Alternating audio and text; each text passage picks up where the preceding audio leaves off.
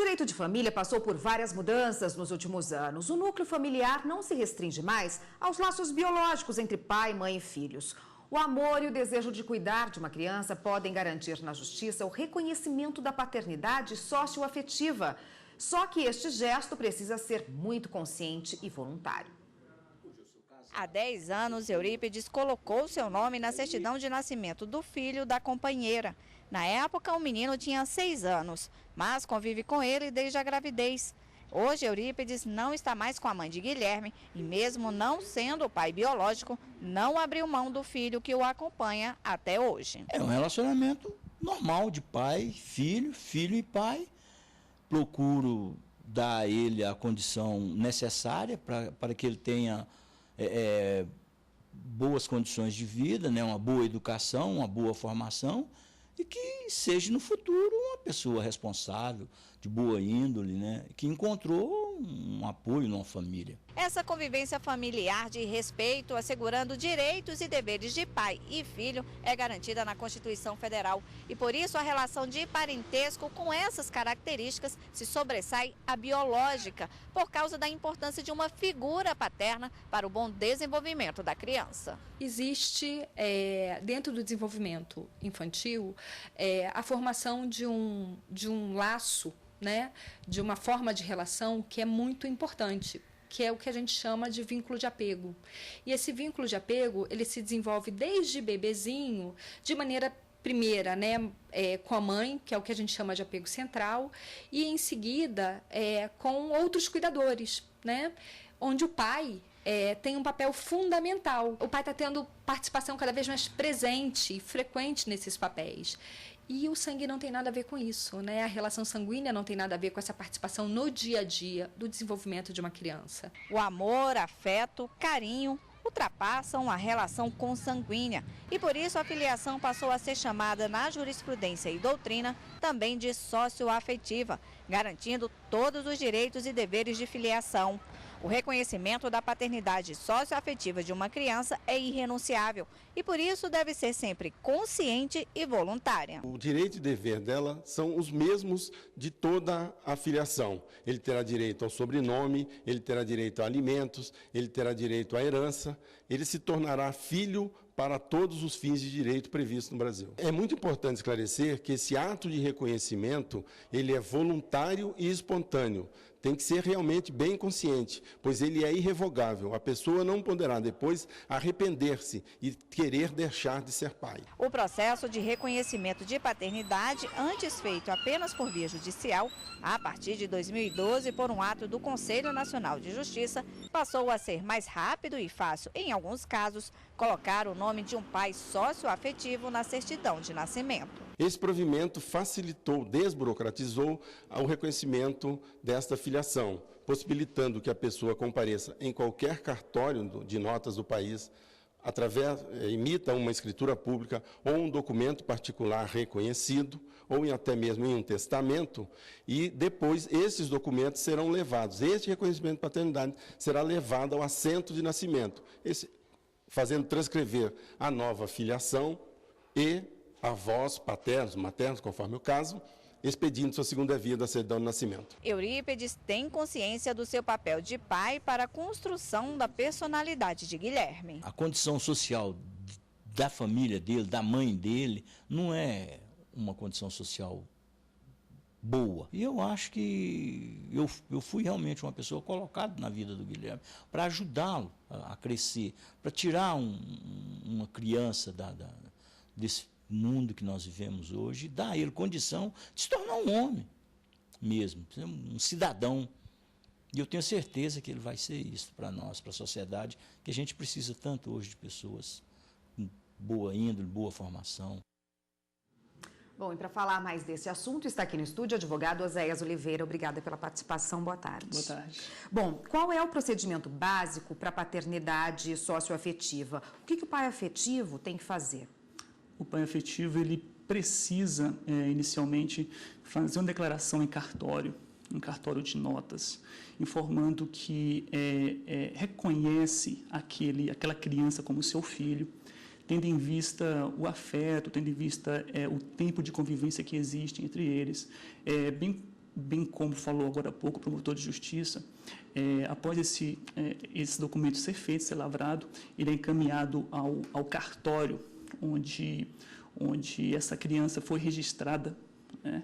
E vai ser assentado, vai ser registrado na certidão de nascimento dessa criança a filiação, no caso, esse pai que reconheceu. Então, procedimento muito simples, muito desburocratizado. Como bem falou o promotor, o CNJ, através do provimento 16 de 2012, ele desburocratizou. Tanto é verdade que lá, no próprio site do CNJ, tem até um modelo desse termo de reconhecimento para qualquer pessoa poder se utilizar e usar como exemplo.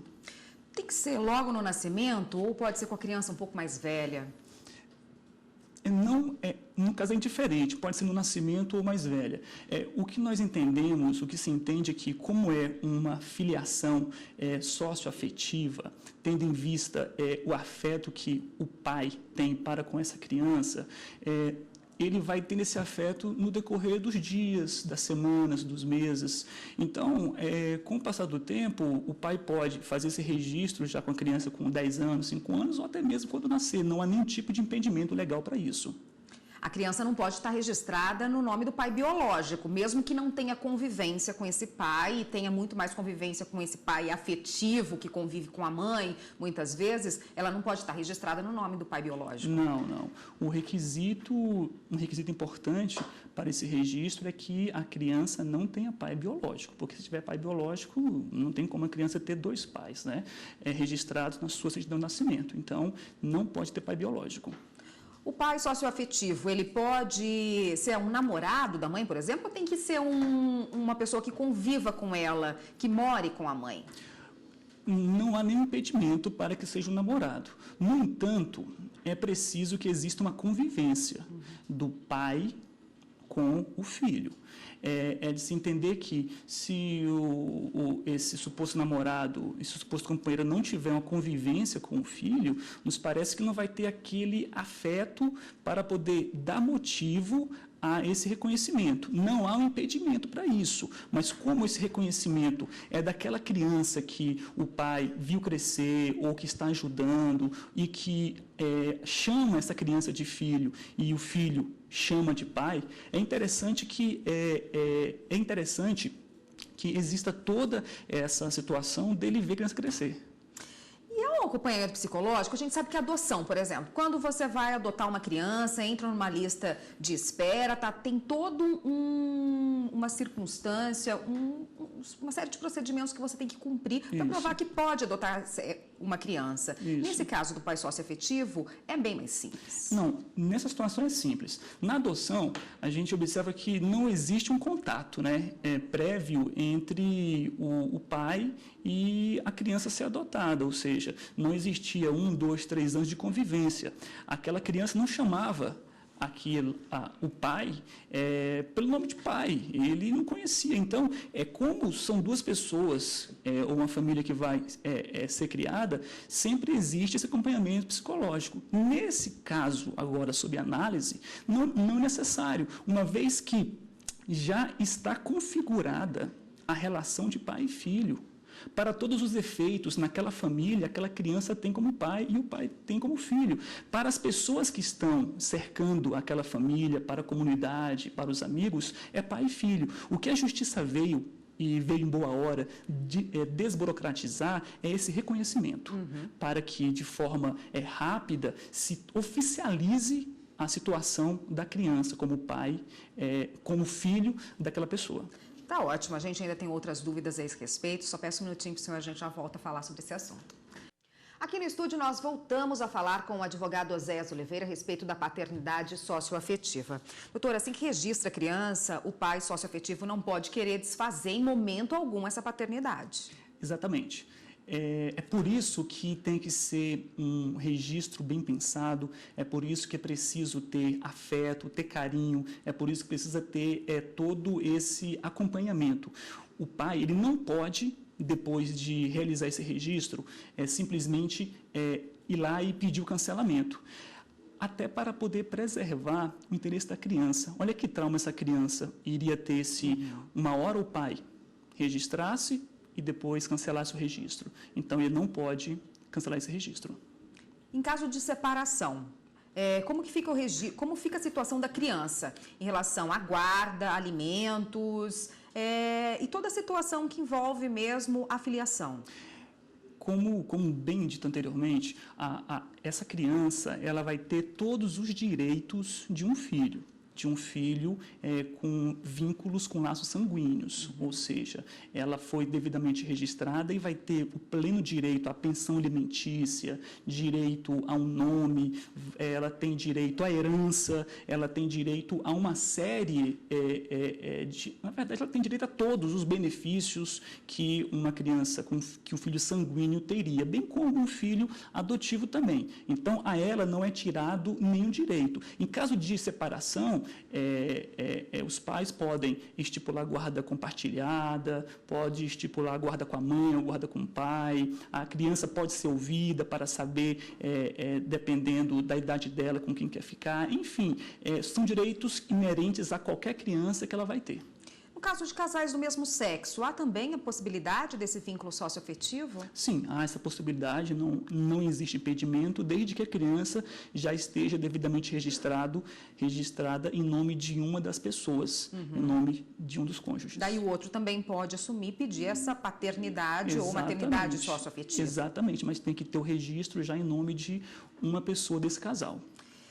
No que a pessoa que pretende fazer esse tipo de adoção, a gente já falou, né? Fazer esse tipo de filiação, ser um pai socioafetivo, uma mãe socioafetiva, o que ela tem que pensar bem, já que é irreversível, aquela criança, mesmo após a separação, se ela houver, vai ter todos os direitos e vai precisar daquela figura. Então, que dica o senhor daria para essa pessoa que está pensando nisso?